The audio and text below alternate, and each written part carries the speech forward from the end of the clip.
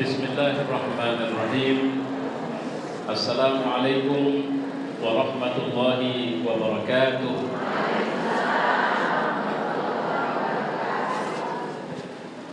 Alhamdulillahi rabbil alamin. Wassalatu wassalamu ala asyrafil anbiya'i wal mursalin wa ala alihi wa sahbihi ajma'in. Qala Allah fil Qur'an, a'udzu billahi as-sami'il 'alim minasy syaithanir rajim. Bismillahirrahmanirrahim. Laqad kana lakum fi Rasulillahi uswatun hasanah liman kana yarjullaha wal yawmal akhir wa dzakarallaha katsiran. Shadaqallah wa shadaqa rasuluhu wa ba'du. Pertama, hormat saya kepada Pak Camat yang saya langsung saja bilang ini puluhan tahun ini diwakili oleh teman saya dulu satu letting kuliah kami Bu di IAIN Sumatera Utara. Saya dulu Fakultas Usuluddin, beliau di Fakultas Syariah. Cuma beliau ini malah menjadi PNS dan bertugas di kalau sekarang di Kementerian Dalam Negeri dan di kantor camat kita, dan Ibu Camat yang hadir pada kesempatan ini, yang juga saya hormati para ustadz, tokoh-tokoh masyarakat, tokoh agama, seluruh pengurus perwiritan, ibu-ibu, dan pengurus Majelis Taklim Al-Hidayah yang hari ini melaksanakan acara Maulid Nabi Muhammad SAW.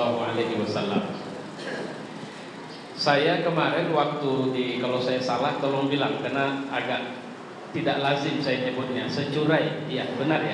Nah, kemarin saya ada ngisi ceramah, saya bilang saya janji lanjutannya di majelis taklim kita kali ini. Saya tidak akan berbasa-basi panjang kecuali bagi yang baru kenal saya Abdul Latif Khan.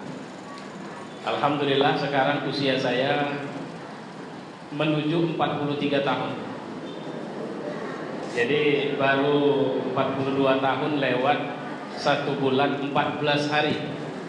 Karena saya lahir 1 Januari 1973. Anak saya 9 orang dari 1 istri. Iya, 9 dari 1 istri. Dan insya Allah biasanya dan permintaan majelis sebenarnya tadi istri saya ikut, cuma kebetulan ada pengajian, beliau tidak jadi ikut. Kegiatan saya alhamdulillah, kalau orang tanya sama saya sekarang kerja bantuin Allah Subhanahu wa taala. Apa yang dimaksud kerja bantuin Allah itu adalah berdakwah. Mudah-mudahan saya ikhlas, saya lurus, dan saya masuk surga nanti dengan izin Allah Subhanahu wa taala. Begitu juga dengan ibu-ibu sekalian. Saya tidak ingin panjang kalam. Materi kita tidak banyak dan waktu kita juga tidak banyak. Saya mau sampaikan bahwa kita sekarang sedang memperingati dakwah. Kalau hari lahir memang gak ada peringatan secara khusus. Dan gak penting-penting amat sama kita itu Nabi itu lahir tanggal berapa. Saya bilang kenapa tidak penting-penting amat? Karena gak masuk rukun iman. Gak masuk rukun iman. Dan juga tidak masuk rukun Islam. Kalau ada orang protes, kenapa kalian rayakan kelahiran Nabi? Kalau memang gak masuk rukun iman, tidak masuk rukun Islam. Karena tidak ada kesalahan kita kumpul untuk mengambil momentum kelahirannya, mendakwahkan ajarannya. Tidak ada masalah di situ. Orang kita juga gak pernah bilang ini wajib. Kecuali kalau kita menghukumkan, tidak bisa tidak, harus. Orang kalau ngundang saya sering bilang begini, tapi Pak Ustadz, waktunya sudah lewat dari bulan peringatan. Saya bilang tidak ada masalah. Karena tidak ada satupun hadis bilang, kalau meringatin hari lahir saya, tolong pas ya di tanggalnya. Dan kadonya harus jelas. Kegiatannya juga harus jelas. Tidak ada. Jadi kalau begitu apa maksud kita ngumpul ini? Kita cuma ngambil momentum saja. Momentum apa? Momentum untuk ngingatin kembali bahwa kita kumpul di sini itu perjuangan luar biasa dari beliau. Dan beliau ini sekaligus satu-satunya tokoh yang direkomendasi oleh Quran untuk menjadi teladan kita. Saya bilang, tentu saja yang saya maksud satu-satunya tokoh ini dari Nabi yang mengajarkan Islam kepada kita. Tapi kalau bicara uswatun hasanah, ada juga Quran bicara tentang Nabi Ibrahim. Qad kanat lakum uswatun hasanah fi Ibrahim walladzina ma'ahu. Allah telah membuatkan pelajaran yang baik. Ini pelajaran apa? Teladan apa? Teladan dari kehidupan seorang Ibrahim. Siapa Ibrahim? Seorang manusia yang pure, kalau pakai bahasa Inggris, murni bicara tauhid. Dan untuk tauhidnya itu, sama dia harga dirinya adalah apa yang datang dari Allah. Sama dia, semua dari makhluk ini, walau istrinya sekalipun, dia tidak peduli. Ketika ternyata maunya Allah lebih tinggi dari maunya mereka. Artinya begini, sama Ibrahim istri itu nomor kesekian. Kalau Allah bilang bawa istrimu ke sana, tinggalkan di sana, dia bawa, dia tinggalkan. Ketika sampai di lembah Bakkah, ibu yang sudah pergi ke Mekah tahu itu. Lembah Bakkah itu adalah posisi lembah yang paling, kalau istilah kita mungkin paling landai. Yang di pusatnya sekarang ada Ka'bah dan tidak ada satupun pohon, termasuk pohon kurma di situ. Dia tinggalin istrinya di sana. Atas perintah siapa? Tuhannya. Kenapa dia mau meninggalkan istrinya di tempat yang menurut otaknya? Nah ini kalau kita belajar, saya mau terangkan Ibrahim sama Nabi Muhammad ya. Kalau ada ibu disuruh naik ke atas, ini tiang yang di atas ini. Terus yang nyuruh itu ketua BKN, lompat ke bawah. Ibu mau gak? Dibayar lah Bu, insya Allah. Sekali lompat, ibu dikasih 100 juta lah, mau? Cuma sudah dibilang, kalau lompat resikonya, kalau nggak kaki patah, kepala pecah. Dikasih duit 1 M. Kita nggak mau. Dipaksa tidak mau, dirayu tidak mau. Kenapa? Karena otak kita sudah tahu betul bahwa kalau lompat, apalagi kalau lebih tinggi lagi, kita pasti jatuh.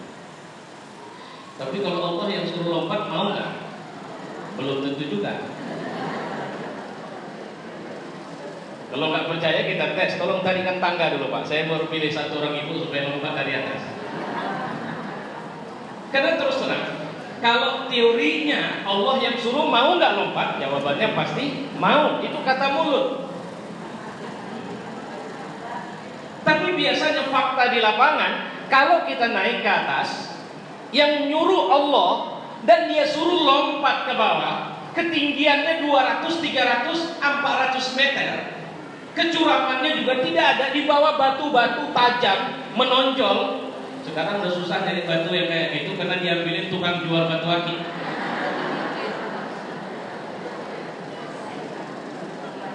Jatuh ke bawah. Apa yang membuat kita tertahan untuk tidak mau? Walau Allah yang suruh. Jawabannya apa? Otak kita. Kalau nggak percaya, saya sering kali kasih contoh begini. Kalau kita sakit, yang nyembuhin siapa? Sepakat Allah yang sembuhkan kan? Baik, kalau Allah yang sembuhkan, maka sebenarnya kita tidak perlu ragu bahwa kesembuhan itu datang dari Allah. Kan begitu kan? Tidak perlu ragu lagi. Nah sekarang, persoalannya sekarang kita cuma punya satu anak tunggal. Nunggu anak ini lahir, 5 tahun belum lahir-lahir. Tahun ke-6 baru tahun ke-7 anak ini lahir. Begitu lahir, usia 3 bulan sakit. Badan makin kurus, tangisan juga tidak bisa kuat tapi semakin lirik. Pergi bawa ke dokter, dokter bilang gak sakit. pergi ke rumah sakit hebat, dites darahnya, dites kotorannya, dokternya juga bilang nggak ada sakit ibu. Terus kira-kira kenapa? Anak baru 3 bulan, yang kebayang kenapa ibu? Ini dia nggak ada, katanya nggak ada parit plastik. Sudah? Oke lah, kita sepakat anak itu kesambet jin, anak itu kena plastik atau palasik. Itu kalau itu kan kayaknya jinnya orang Melayu gitu ya. Itu populer betul di orang Melayu. Nah, sekarang oke, kita sepakat. Nah, bagaimana cara mengobatinya? Ada orang pintar di sana yang SD gak tamat, mandi jarang, itu jago ngobatin. Bawa ayam hitam aja. Yang bawa nggak boleh kita, harus yang bawa orang hitam dengan baju hitam dan malam yang gelap gulita. Antar sama dia, nanti dipotong, darahnya cuma ditaruh, kira-kira begitu. Ibu mau pergi nggak? Ya mau, namanya juga usaha, kan gitu ya. Namanya juga usaha Pak Ustadz. Anak satu-satunya baru lahir. Nah, pertanyaannya, siapa yang mengatakan dalil namanya juga usaha menyebabkan Allah ridho sama pengobatan seperti itu? Itu yang saya bilang tadi. Kalau cerita naik ke atas lompat ke bawah, kalau yang nyuruh pengurus PKM pasti kita gak mau. Dirayu atau dipaksa. Tapi kalau yang cerita bahwa disuruh naik ke atas, lompat, yang nyuruh Allah, pasti kita mau, kata mulut kita. Tapi begitu naik ke atas, pada saat peristiwanya terjadi, kita tertahan. Apa yang membuat kita tertahan? Mulai muncul pemikiran demi pemikiran. Ibrahim tidak begitu. Tinggalkan istrimu, dia tinggalin. Dia gak mikir. Padahal anak baru lahir, baru setelah puluhan tahun tidak punya anak, dia tinggalkan itu anak. Kenapa? Karena Allah yang suruh. Kalau Allah yang suruh, sam'an wa ta'atan. Aku dengar, aku taat. Aku tidak peduli walau nafsuku tidak terima. Bisa nggak kita beriman dengan pendekatan seperti ini? Ini pelajaran kita hari itu. Hari ini, ya ini ibu. Bagaimana keimanan itu? Iman itu bukan wilayah berpikir. Iman itu wilayah meyakini. Yakin itu bukan dipikirkan. Yakin itu kalau sudah jelas siapa yang suruh, jalan. Ibu yakin surga itu Allah yang kasih? Sepakat kita? Bagaimana cara masuk surga sudah tahu caranya? Ibarat ibu pergi ke Medan tapi nggak pernah tahu jalan ke Medan, orang kasih peta jalan sama kita. Peta itulah cara jalan supaya tidak tersasar. Nah, sekarang supaya masuk surga nggak kesasar, apa peta yang dikasih Allah? Al-Quran. Quran bilang tutup aurat. Ayo. Siapa yang masih nggak pakai tutup aurat ini tiap hari? Masih ada ibu-ibu yang kalau belanja rambutnya kelihatan? Masih ada ibu-ibu yang pahanya sering kelihatan? Masih ada ibu-ibu yang kalau pakai baju nggak peduli, maaf, dadanya? Ibu pakai peta yang mana? Kalau peta jalan yang Allah kasih masuk surga adalah Quran, ibu pakai peta apa? Peta dari mana? Pak Ustadz, kan masih terus terang Pak Ustadz, suami saya bilang paha saya ini mulus Pak Ustadz. Dari semua perempuan yang dia tengok Pak Ustadz katanya paha saya lah yang paling bagus. Ini kok perempuan tolol betul? Kalau suaminya bandingkan paha istrinya sama sekian banyak paha perempuan, itu suami kayak mana?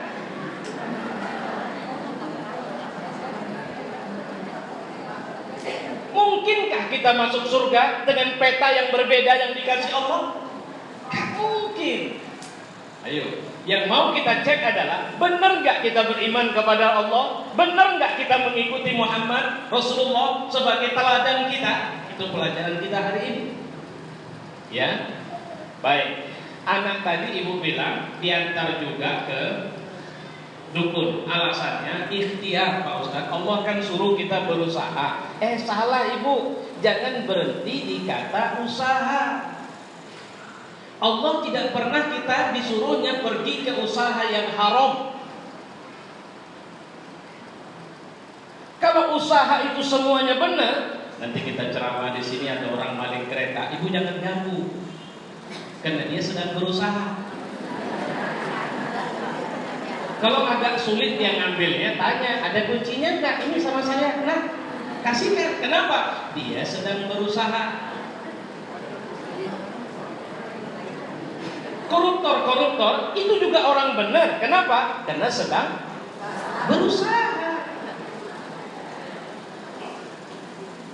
Allah cuma halalkan usaha yang benar, bukan usaha yang tidak benar. Tapi Pak Ustadz, anak saya nanti bisa meninggal kalau nggak dibawa. Nah, ketika otak kita sudah tidak sanggup lagi memikirkan apa caranya, kita bisa nyebrang ke wilayah ketundukan atau tawakal kita sama Allah. Baik ibu, anak ibu sakit bawa ke dokter, sakitnya jelas. Misalnya ini mohon doanya kita semua juga. Ada teman saya sekarang di Medan, anaknya sakit, kalau saya tidak ada istilah paresis, tapi pecah pembuluh darah di balik kerongkongan. Anaknya masih kecil, paling sekitar 10 tahunan lah. Ya mohon doa supaya Allah beri. Kita belum tahu kenapa bisa pecah, ya nggak tahu. Jadi sehingga pendarahan terus menerus dan butuh darah tuh ya, jadi butuh donor darah. Nah, kan sudah dibawa ke dokter. Terus kata dokter di rumah sakit, ada yang lebih canggih bisa ngobatin, bawa aja ke sana. Dibawa ke sana. Siapa yang nangani? Dokter ahli, dokter hebat, dokter pintar. Terus si dokter bilang sama mana orang tuanya, saya Pak, kami sudah berusaha maksimal ibu bapak, tapi terus terang sampai detik ini kami belum bisa mendapatkan jalan keluar dari penyakit ini. Kira-kira kalau sudah begitu kata dokter, apalah obat paling tinggi yang akan ibu ambil? Apa? Doa. Coba bayangkan, doa itu nggak pakai biaya, tapi bisa jadi obat yang paling mujarab. Kapan? Saya lagi ceramah, tiba-tiba mati lampu. Wah, kata Ustadz, doa bisa jadi solusi paling mujarab. Terus ibu berdoa, ya Tuhan, kami sedang maulid Nabi Tuhan, lampu tiba-tiba mati. Tolong dong Tuhan, hidupin lampu kami. Apa ibu kira Tuhan itu petugas PLN? Kira-kira ngerti gak maksud saya? Tempatkan doanya itu yang benar dong. Jangan belum apa-apa ibu berdoa. Ada usaha yang bagaimana? Usaha yang dia katakan, oh iya, yang kayak gitu aku mau. Kalau usaha yang dia sudah sukai ternyata juga belum ada solusi, baru kita bicara sama dia. Pernah ibu yang mengalami peristiwa, udah gak tahu lagi Ustadz mau buat apa? Terakhir saya cuma bilang, udahlah marilah ambilkanlah air putih, biar saya baca-bacakan Fatihah. Mudah-mudahan ini jadi obat sama anak kita. Dan ternyata Allah memberikan kesembuhan. Terus jangan bilang, ya Allah, kalau ternyata air putih bisa ngobatin, kenapa tidak kau kasih tahu aku dari awal? Sudah puluhan juta duitku habis Tuhan. Kira-kira benar gak kalimat ini? Tidak. Kenapa tidak benar? Karena Allah memang mau usaha dulu. Allah tidak akan kasih duit sama kita ketika kita bilang, ya Allah minta duit, ya Allah di kantong kita banyak duit. Untuk apa? Tapi Pak Ustadz, ada orang yang gak minta sama Tuhan, mintanya sama dukun, dan dikasih. Biar dia makin kaya padahal dia orang kafir. Dia makin kaya padahal dia orang gak benar. Yuk kita perhatiin, ada berapa banyak orang yang kayanya luar biasa, mobilnya rame, ternyata lebih banyak parkir ketimbang dipakai mobilnya. Itu rezeki enggak? Saya mau tanya sama ibu, mobilnya 11, yang paling murah Fortune 11 itu yang dipakai tiap hari cuma 1, 10 cuma biaya perawatan saja yang banyak. Itu rezeki enggak yang 10? Enggak, itu yang 10 masalah racun. Ibu punya telepon harga 50.000. Terus ibu punya telepon harga 5 juta.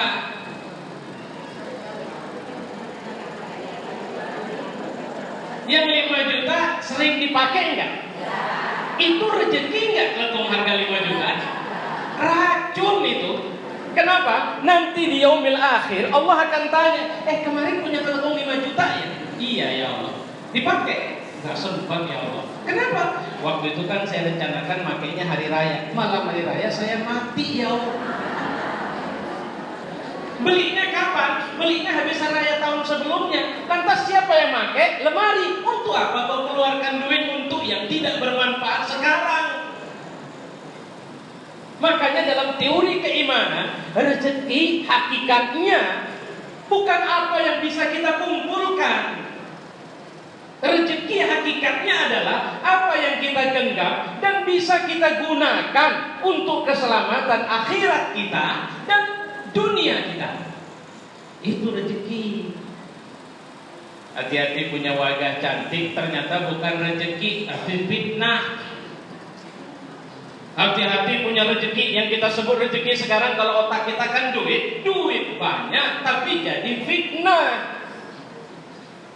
Pelajaran yang dikasih Allah sama Nabi Allah Ibrahim ini cuma satu. Kau tidak boleh cinta kepada selainku. Kalau istrimu bisa menyebabkan kau jauh dariku, aku mau uji kepadamu. Bahkan ketika kau tundukkan istrimu di jalanku, ketika kau serahkan perawatan istri dan anakmu padaku, kau akan lihat nanti. Ini kira-kira bahwa tempat tinggal istrimu itu, bahwa tempat tinggal anak-anakmu itu akan menjadi tujuan dari perjalanan ibadah banyak orang. Saya merinding bilang ini. Tahu ibu apa yang maksud ibu pergi umroh, pergi haji? Itu perjalanan apa itu? Itu perjalanan tawakal, itu perjalanan cinta, itu perjalanan pasrah kepada Allah, itu perjalanan ikhlas. Kalau tidak ada itu,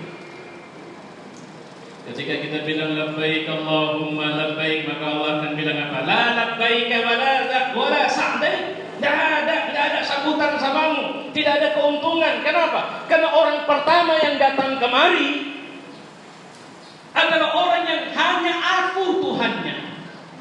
Orang yang pertama datang kemari adalah orang yang melepas cintanya kepada selainku.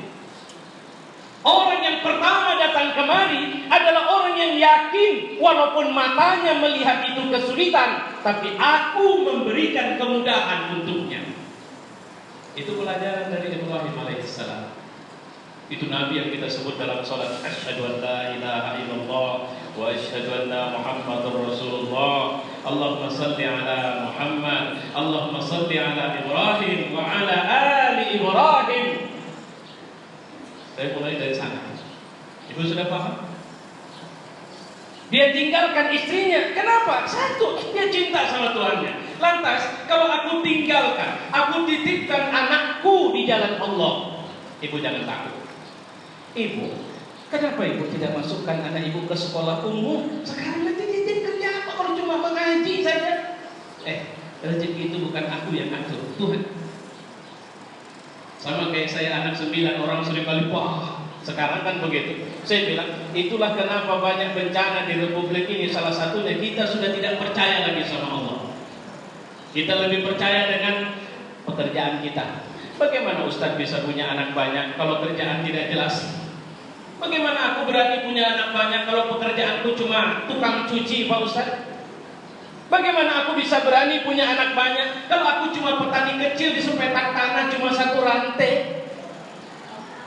Sekarang zaman susah.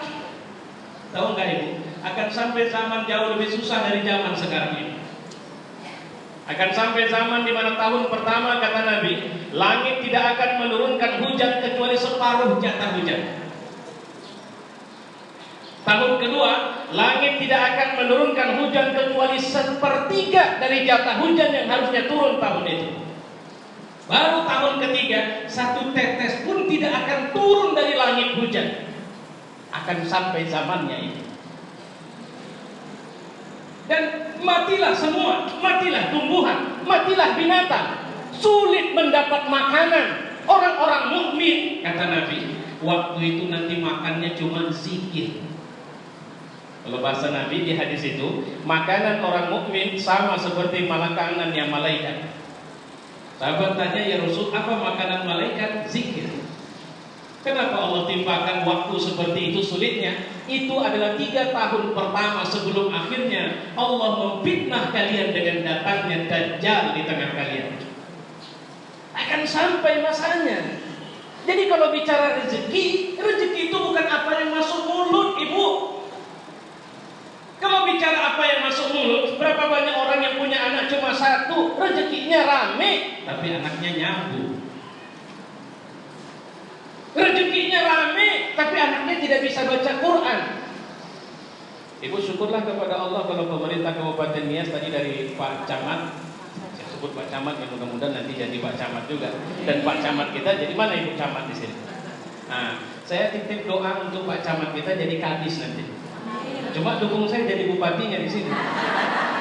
Enggak, itu canda aja kalau jadi bupati. Enggak, insya Allah Bu, itu doa baik dari saya. Ya. Katanya sudah ada perda maghrib mengaji. Alhamdulillah. Saya bersyukur kepada Allah. Kalau kita sudah berani bicara anal muslim, aku muslim, Allah akan limpahkan rezeki berkah sama kita. Di Malaysia, Kelantan, seorang ulama besar, mantan menteri besar, gubernur di sana, itu baru wafat kemarin. Ini Abdul Aziz.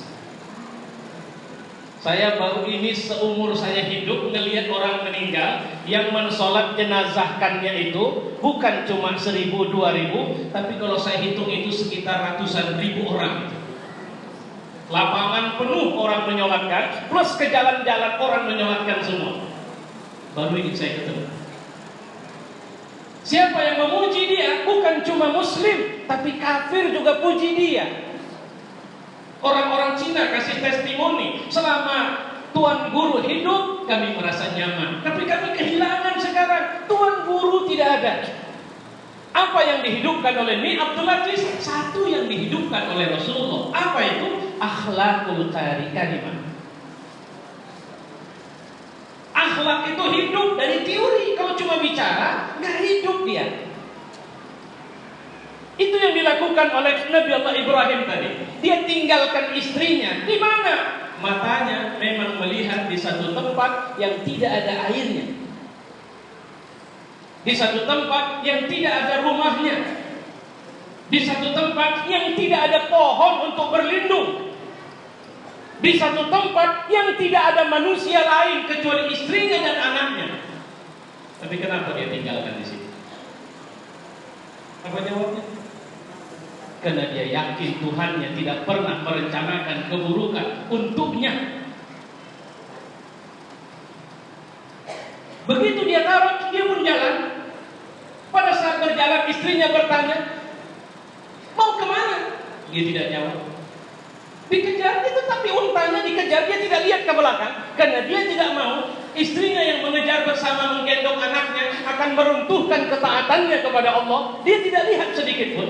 Sampai akhirnya Hajar bertanya dengan berdiri, apakah kau meninggalkan kami di sini atas perintah Allah kepadamu? Maka dia jawab, ya. Lantas Hajar tidak lagi mengejar, dia cuma mengatakan, araditu. Kalau begitu aku ridho. Ini iman. Ini yang hilang dari rumah kita. Gimana bang, satu hari cuma 20.000 anak kita ampas, makan apa? Udah gak tahan aku bang, mohon maaf lah bang. Berapa banyak perceraian bukan karena keimanan? Maaf bang, aku minta cerai darimu, karena aku khawatir aku tidak bisa bertahan dalam imanku.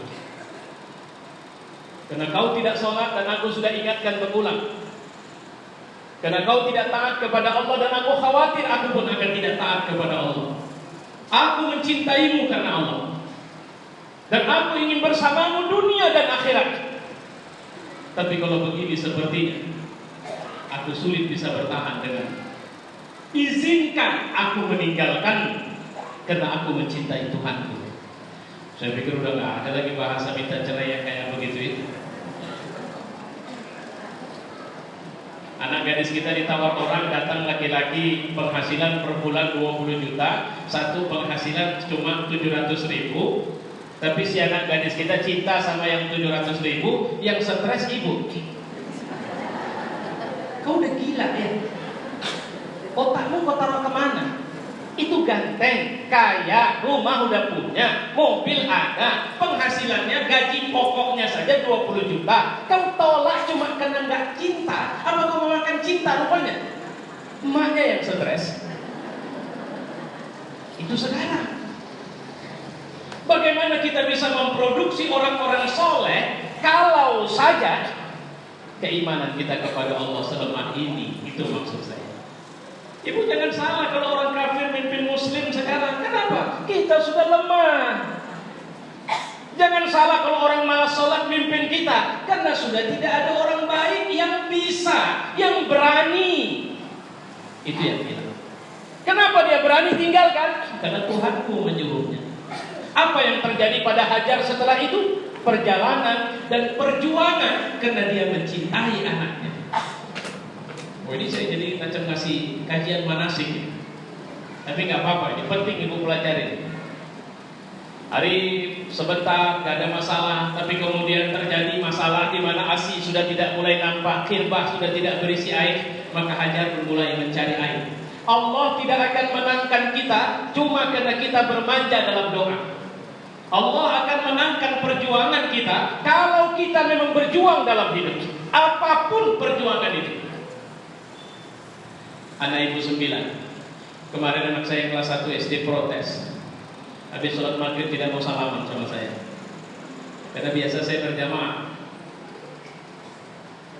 Saya tunggu tangan saya begini, dia diam saja. Dia lihat saya tanpa tanpa ekspresi. Saya tahu dia sedang protes, tapi saya belum tahu apa protesnya. Akhirnya saya tinggalkan. Saya duduk masuk kamar di meja saya duduk di belakang kursi. Dia datang. Buya tidak mau doakan saya. Namanya Muntakid, dia panggil Takid.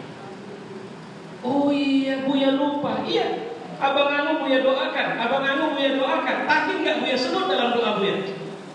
Ya Allah, ini anak protes.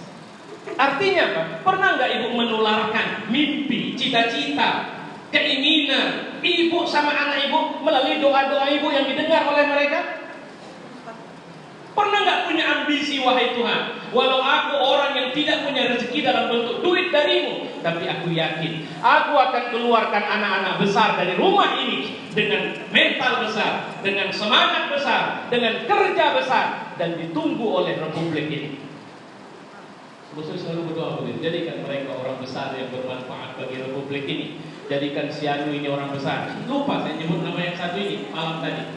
Ini peristiwa tadi malam pun. Protes besar. Kenapa? Karena ada kebanggaan ketika saya menularkan mimpi saya sama mereka. Nah, pertanyaan saya, kalau ibu punya anak, apa mimpi ibu tentang anak ibu? Kalau ibu punya suami, apa yang ibu inginkan dari suami ibu? Kalau ibu punya tetangga, tetangga seperti apa yang ibu inginkan? Kenapa tidak minta kepada Allah dan menunjukkan dalam kerja kita? Apa yang sebenarnya dipikirkan Hajar? Single parent. Tidak ada masalah. Aku lahir sendiri dan aku akan mati sendiri. Kalau hari ini suamiku meninggalkanku dan dia meninggalkanku, aku tahu betul itu karena Allah. Maka tidak ada yang perlu aku takuti di sini, karena Allah itu juga Tuhanku. Langit yang dia pergi kemana itu adalah langit yang juga menaungiku di sini. Tidak ada satu ketakutan Hajar. Tidak ada kalimat, kalau aku tahu lah dibawa di sini dan tinggalkan, pasti aku tidak mau ikut. Lebih bagus aku minta cerai. Kalau aku tahu lah kau tinggalkan kami tanpa perbekalan, tidak ada uang, tidak ada tabungan, tidak ada kartu kredit, tidak ada. Untuk apa? Sementara orang saja tidak ada. Keimanan itu tidak membutuhkan manusia di dalamnya. Keimanan itu cuma satu kata, la ilaha illallah. Itu yang harus kita garis bawahi dari pelajaran ini. Itu pula yang diajarkan Rasulullah pertama sekali kepada kita orang Islam, bahwa memulakan Islam ini mulai dari satu kalimat la ilaha illallah, tidak ada yang lain. Apa artinya? Dialah Tuhan yang aku sembah, dialah Tuhan yang pasti akan membesarkan anak-anakku, ada atau tidak ada aku. Dialah Tuhan yang pasti akan memberi rezeki kepadaku, yang jika saja tetesan air dalam gelas ini adalah rezekiku, maka pasti ada cara air ini akan masuk ke dalam mulutku. Tapi jika saja air dalam gelas ini bukan rezekiku, berapa kali pun ibu mengingatkannya untuk saya minum, karena dalam catatan Allah dia bukan rezeki saya, maka saya tidak akan meminumnya. Apa yang harus saya takutkan? Karena tidak ada rezeki yang bakal hilang dari apa yang sudah Allah siapkan untukku, pasti aku ambil bagaimanapun caranya.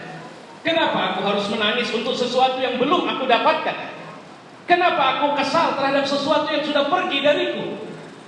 Ya Allah, luar biasa orang beriman. Artinya apa? Tuhanku adalah Tuhan yang memberi rezeki itu. Lihat Hajar, dia letakkan Ismail, dia pergi ke Bukit Sofa, dia berlari putar balik 7 kali, Sofa, Marwah, Sofa, Marwah, Sofa, Marwah. Apa yang dia lakukan? Ikhtiar, usaha. Tapi ibu tahu, apakah Zam-Zam keluar karena usahanya Hajar? Ya? Apakah air Zam-Zam keluar karena Hajar menemukannya? Hajar mencarinya? Hajar membuat sumur itu? Tidak. Air Zam-Zam itu keluar di saat Allah melihat Hajar sudah butuh air itu. Air Zam-Zam itu keluar jauh dari posisi Hajar. Ya, kalau kita lihat peta Mekah, maka Ka'bah, Hajar Ismail di sana, Zam-Zam di sini, Sofa Marwah di sana. Dari mana Hajar melihat Zam-Zam? Dari Sofa Marwah. Dari mana? Dari tempat dia berusaha. Allah membukakan caranya. Ya Allah, tidak ada anak soleh bisa muncul sendirian simsalabim. Dia harus dari proses pendidikan. Jangan besarkan anakmu dengan harta, karena jika kau membesarkannya dengan harta, kau hanya akan membentuk manusia yang permisif dalam hidupnya. Apa itu permisif? Yang akhirnya menghalalkan semua cara, yang penting enjoy dan nikmat. Jangan kenalkan anakmu jabatanmu, karena kemana-mana dia mengira bahwa dialah Tuhan kalian. Berapa banyak orang yang bapaknya bupati, tapi anaknya lebih dari bupati. Bapaknya gubernur, anaknya lebih lantang dari gubernurnya. Kenapa? Karena kita tidak menularkan semangat kerja, tapi memanjakan dia dengan posisi yang kita punya. Bahkan Nabi sekalipun, walau dia seorang Nabi maksum, dijamin masuk surga, dia bilang sama anaknya, aku tidak bisa bantu kau masuk ke dalam surga Allah. Berdoa, selamatkan diri kalian, pelihara diri kalian, ya ahlu bait. Kenapa? Karena surga kalian bukan karena kakek kalian, karena surga kalian bukan karena ayah kalian, karena surga kalian bukan karena paman kalian. Bahkan pamannya sekalipun tidak mendapatkan nikmat itu. Aku pernah berdoa kepada Allah agar aku diizinkan selalu minta ampun untuk dosa orang tuaku, tapi Allah tak mengizinkannya. Akhirnya aku minta kepada Allah, ya Tuhan, izinkan aku ziarah ke makamnya, maka Allah pun mengizinkannya. Artinya apa? Sederhana saja, bahwa surga yang sebenarnya milik Allah itu hanya diberikan kepada orang bukan karena orang itu punya saudara orang baik. Bahwa surga yang diberikan Allah kepada kita bukan karena suami kita, bukan karena ayah kita, bukan karena anak kita, bukan karena rumah kita dekat masjid, bukan karena saudara kita orang soleh, bukan karena saudara kita tuan guru, tidak, tapi karena ketakwaan yang kita bangun di atas amal kita sendiri. Seorang nenek tua mengalami sakit kupingnya cukup akut. Dia pergi ke dokter. Dokter bilang buka jilbab, dia tidak mau. Bagaimana saya akan menyembuhkan atau mengobati kalau kemudian nenek tidak menunjukkan kupingnya? Kalau ada cara lain, tolong kasih saya cara lain. Tidak ada, saya harus lihat penyakitnya. Kalau begitu saya tidak usah berobat sama Anda. Dokter ini heran. 2 hari dia balik. Nah, nenek pasti mau lapor kuping, ya. Kan sudah saya bilang, nenek harus buka jilbab. Alhamdulillah, saya tidak dalam rangka berobat kepada Anda. Jadi, saya mau laporkan bahwa kuping saya sudah sembuh. Alhamdulillah. Kepan? Buka jilbab juga? Enggak. Jadi, saya minta sama yang jadikan Anda itu dokter. Saya minta kepada yang menjadikan Anda itu manusia, kepada Allah. Nah, ini kan unik ya Bu, usahanya kok aneh. Jadi nenek, saya doa. Masa doa bisa sembuh? Karena saya sudah terhadap oleh sumpah saya sama Allah. Apa sumpah nenek? Saya tidak akan pernah menunjukkan aurat saya kepada yang bukan muhrim saya atau tidak suami saya. Apapun alasan, saya bersumpah kepada Allah. Karena terbatas oleh terprotek atau tertahan atau terdinding oleh sumpah itulah, maka saya hanya punya satu cara untuk sembuh. Saya minta langsung sama dia. Ibu jangan takut berusaha. Anak ibu cuma tukang cuci, saya bilang. Anak ibu 4, anak nomor 1 tamat SMA, minta masuk fakultas kedokteran. Jangan bilang tidak. Ya. Kenapa? Karena bukan kita yang akan muliakan dia, bukan rezeki kita, tapi rezeki dia. Kalau itu rezeki dia, ini habis mati. Apa yang terjadi? Nah, suara saya masih bisa kedengaran kalau nggak pakai mic. Tapi nggak lama lagi saya tahannya kan. Nah, saya pakai yang ini. Kalau itu bukan rezeki dia, rezeki bukan rezeki kita, tapi rezeki dia. Siapa yang kasih rezeki? Allah. Kalau rezeki kita tidak bisa menurut perkiraan kita menutupi kebutuhan kuliah dia, jangan putus hubungan ibu sama Allah. Itu yang harus dibangun. Ustaz, saya sakit sudah menahun nih. Saya mau bagaimana caranya supaya saya sembuh. Tadi kan sepakat kita bahwa yang menyembuhkan Allah. Ya, kalau gitu minta sembuh sama Allah. Usaha dengan cara yang Allah ridho.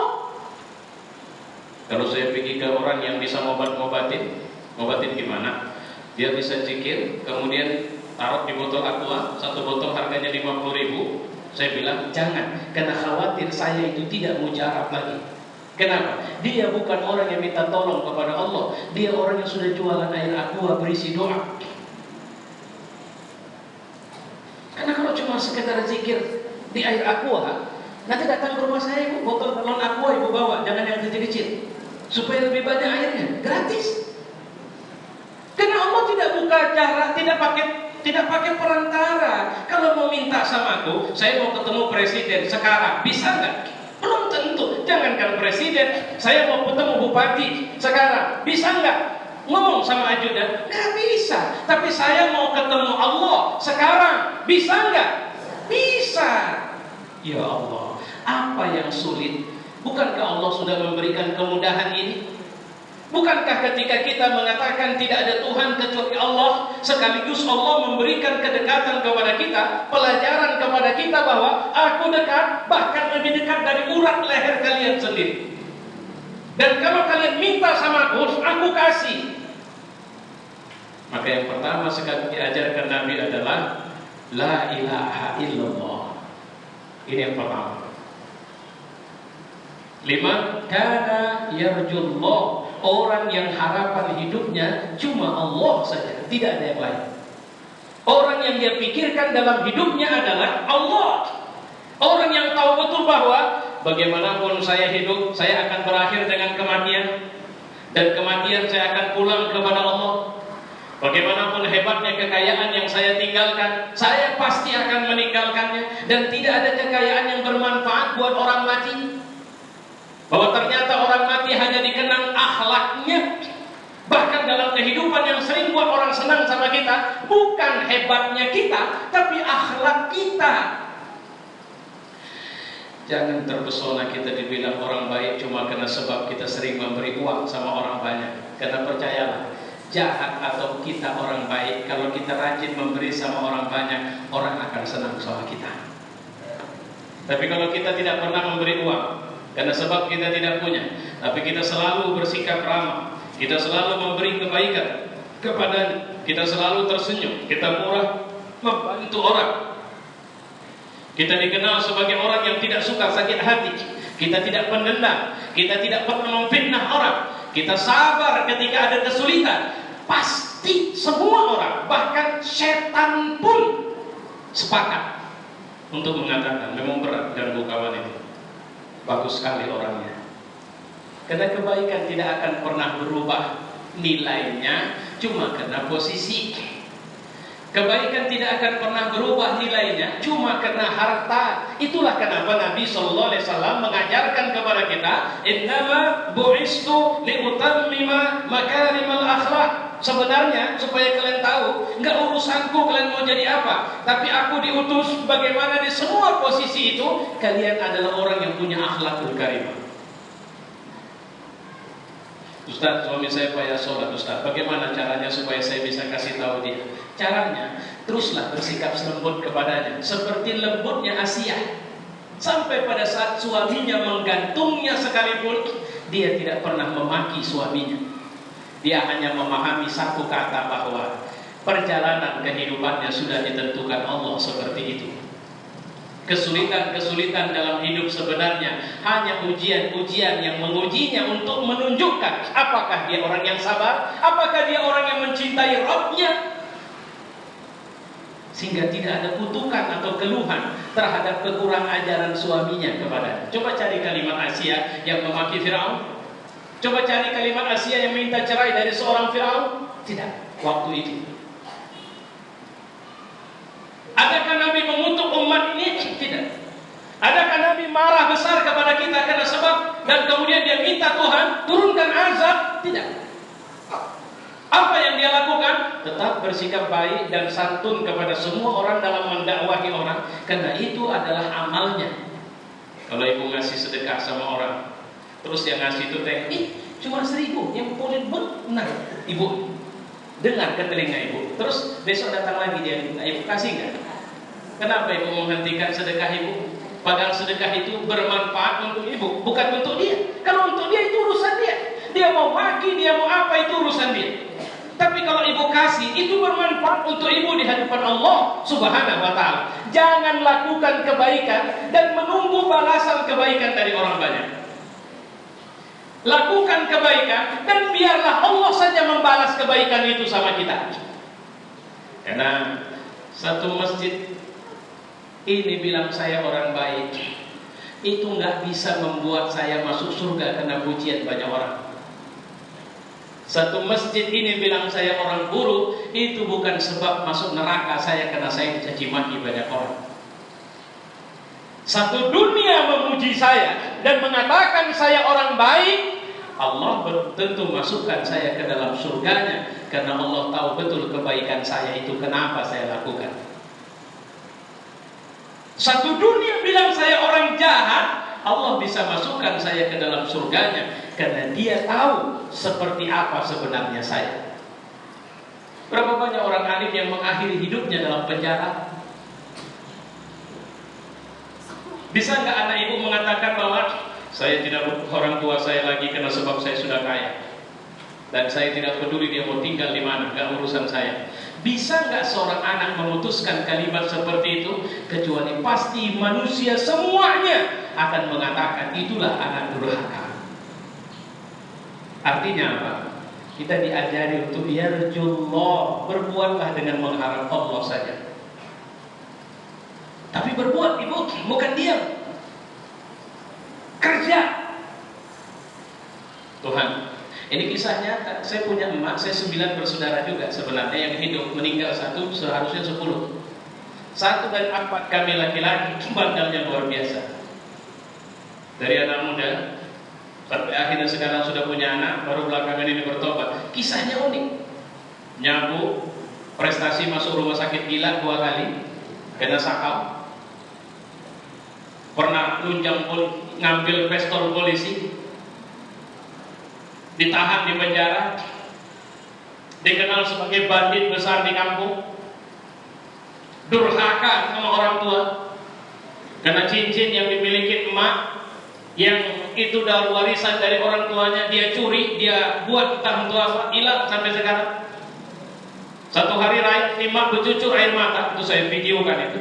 Bercucur air mata, satu kalimat yang paling saya ingat, kalau aku mati, kau jangan datang melihat jenazah.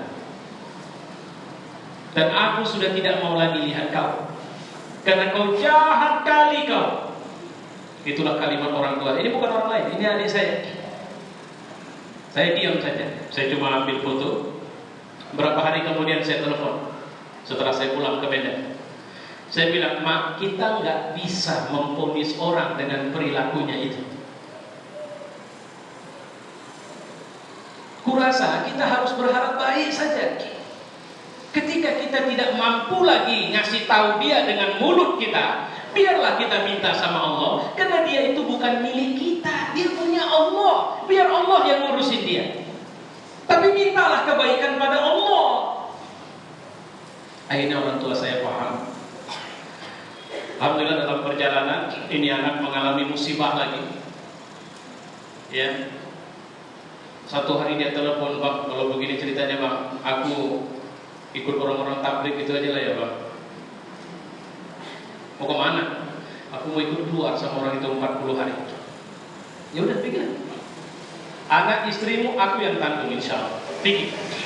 15 hari di jalan, telepon, Bang, udah gak tahan kali aku di sini, Bang. Aku izin pulang lah ya, Bang. Saya bilang, enggak, apapun yang terjadi, apapun yang kau dengar di luar sini, kau jangan pedulikan, anggap kau sedang sekolah. Setelah 40 hari baru boleh pulang. Setelah pulang, gimana perkembangannya, Mak? Udah agak mendingan. Cuma sekarang capek pula aku ngurusinnya. Apa rupanya? Sekarang bentar-bentar datang minta uang lampu. Bentar-bentar datang minta uang beras. Asal ditanya, kenapa kau? Ya, rezeki dari Allah, Mak. Udah, kau minta saja sama Allah uang lampu kau itu, kalau memang semua rezeki dari Allah. Pergi lagi kedua, alhamdulillah saya tanya, gimana, Mak? Alhamdulillah udah senang kali aku lihat dia. Sabarnya luar biasa sekarang ini. Bahkan di kampung sudah dipanggil dengan Pak Ustadz pula dia. Artinya yang mau saya sampaikan, jangan pernah putus asa berdakwah. Karena sebenarnya ketika kita berputus asa, itu artinya kita sudah tidak kerja lagi. Sementara Allah menandai kita amanu wa amilus shalihat. Iman itu harus kelihatan dari kerja. Kalau ibu ingin punya anak soleh, itu wilayah teorinya. Tapi apa yang sudah ibu buat? Kerja. Apa kerjanya? Semampu kita. Saya nggak tahu mau buat apa. Saya cuma bisa ajarin mereka ini untuk menjadi anak baik. Saya ajarin mereka bangun pagi, Pak Ustaz. Sampai besar mereka minta dibangunkan terus. Nggak apa-apa. Jangan pernah lelah melakukan kebaikan, karena Allah tidak pernah lelah menerima setoran kebaikan kita. Itu yang harus kita bangun. Saya kemarin ada ngeposting satu tulisan. Jadi nanti ibu-ibu, kalau ibu ada HP, yang HP-nya ada WhatsApp-nya, yang ngerti WhatsApp lah, ibu boleh nanti minta digabungkan ke grup rumah dakwah majelis taklim yang saya kelola melalui HP. Jadi kemarin saya ngeposting satu tulisan tentang seorang tua yang 65 tahun gak pernah ketinggalan sholat wajib di masjid. 65 tahun. Orang tua tidak pernah ketinggalan takbiratul ihram di masjid. Tapi kalau cuma sekedar orang tua, kayaknya banyak. Ini pergi ke masjid dengan merangkak. Karena dari dia kecil kakinya sudah tidak. Syekh Ahmad Yasin ternyata itu baca Quran sehari 3 juz. Masya Allah. Syekh Ahmad Yasin, ibu tahu nggak? Syekh Ahmad Yasin itu seorang tua yang tidak bisa lepas dari kursi rodanya dan dibom oleh Israel waktu dia pulang sholat subuh, dan dia sudah syahid sekarang. 3 juz sehari baca Quran. Kalau membaca itu memindahkan Quran ini pakai tangan, tidak ada masalah. Tahu ibu dia mindahkan Quran pakai apa? Pakai lidahnya. Karena tangan dan kakinya sudah lumpuh. Subhanallah. Luar biasa Allah berikan. Makanya sebenarnya apa yang bisa membuat kita tegar dan hidup? Keimanan kepada Allah.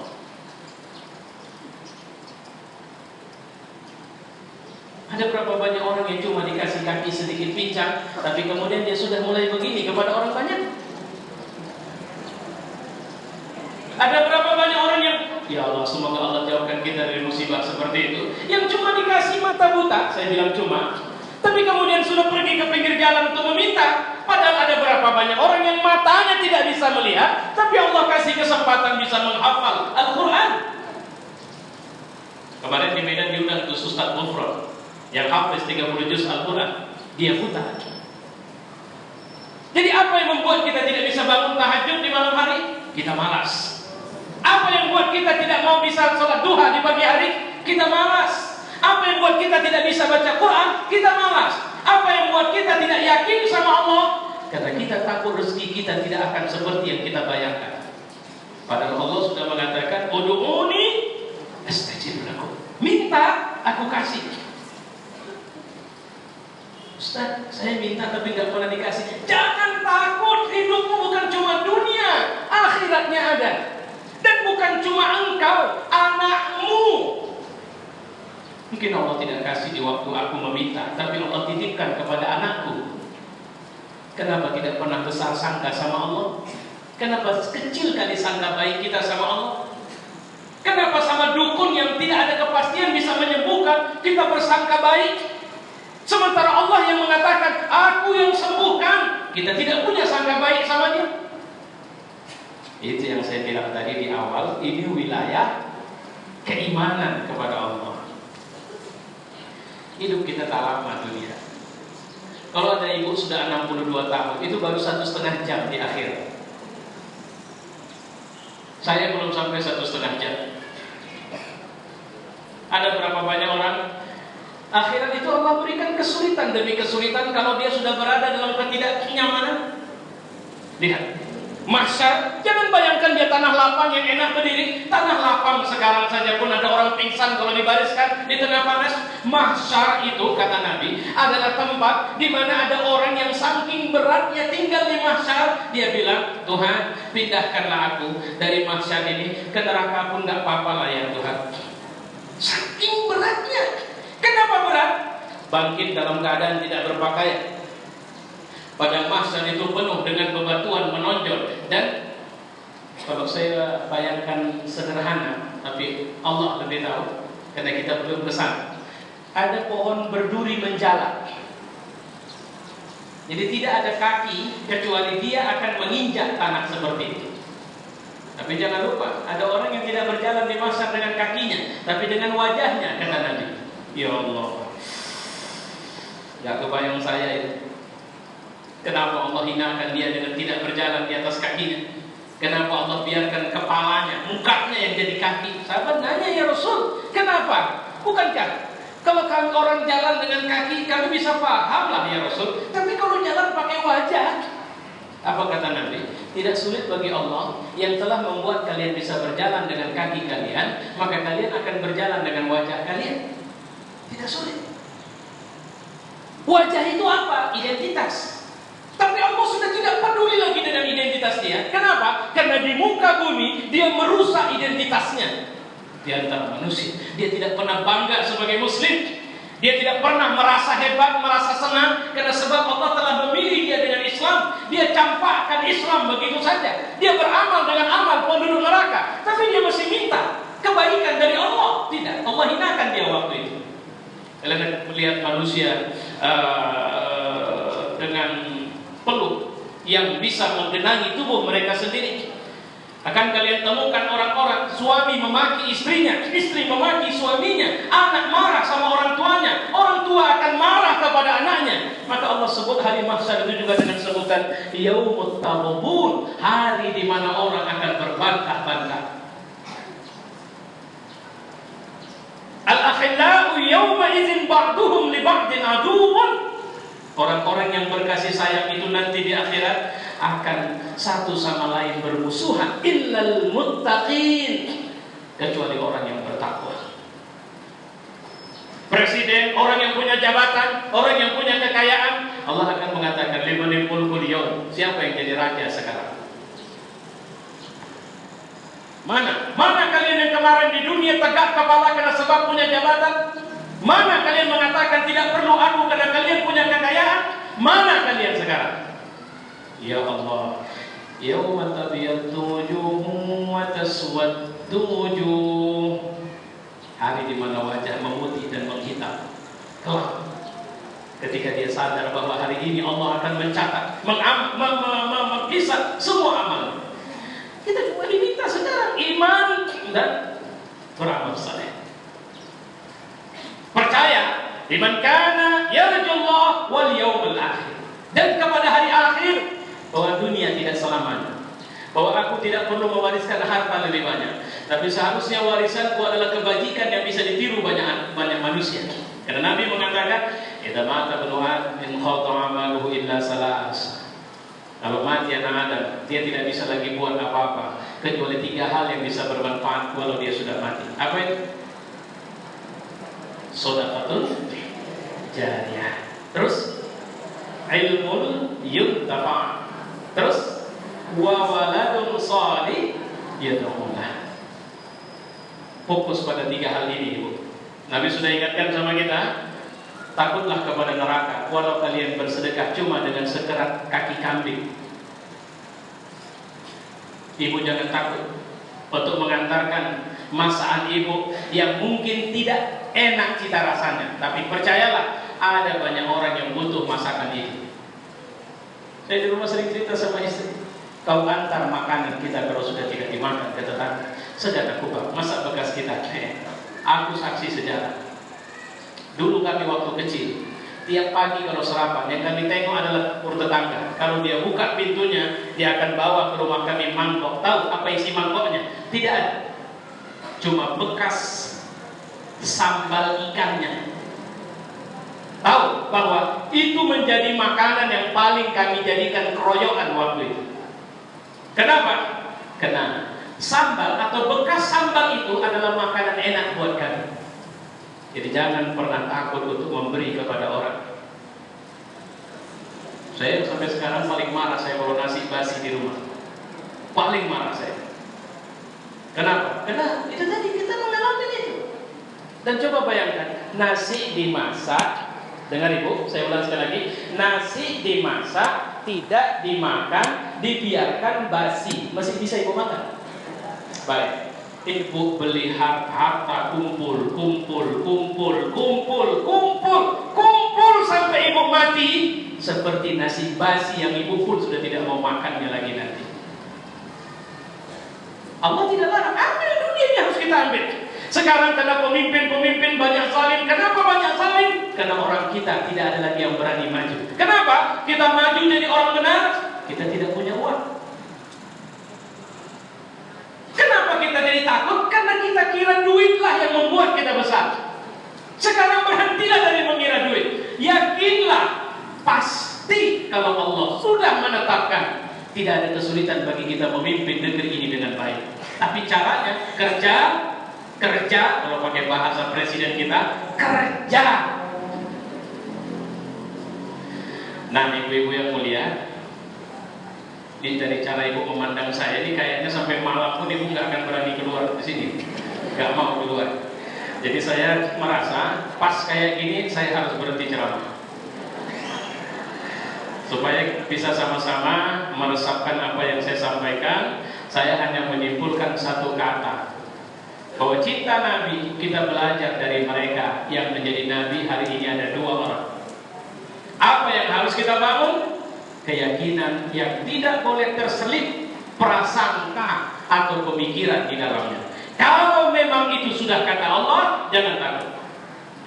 Apa yang menjadi map kita masuk surga, peta kita masuk surga, Al-Quran. Maka sambut apa yang sudah dibuat oleh pemerintah kita di kabupaten ini. Bersyukurlah. Persoalan pemerintahnya orang benar nggak penting, yang penting ada peraturan benar yang sudah dibuat untuk kita syukuri, dengan mewujudkan bahwa kalau kita ingin sering-sering malaikat duduk di samping kita, ibu, salah satunya adalah ikuti majelis taklim seperti ini atau baca Al-Quran di pendirian kita. Insya Allah kawan dekat kita selalu malaikat. Tapi kalau ibu sering cuma di pinggir orang yang ngasahin batu itu aja, saya khawatir di situ sudah banyak setannya.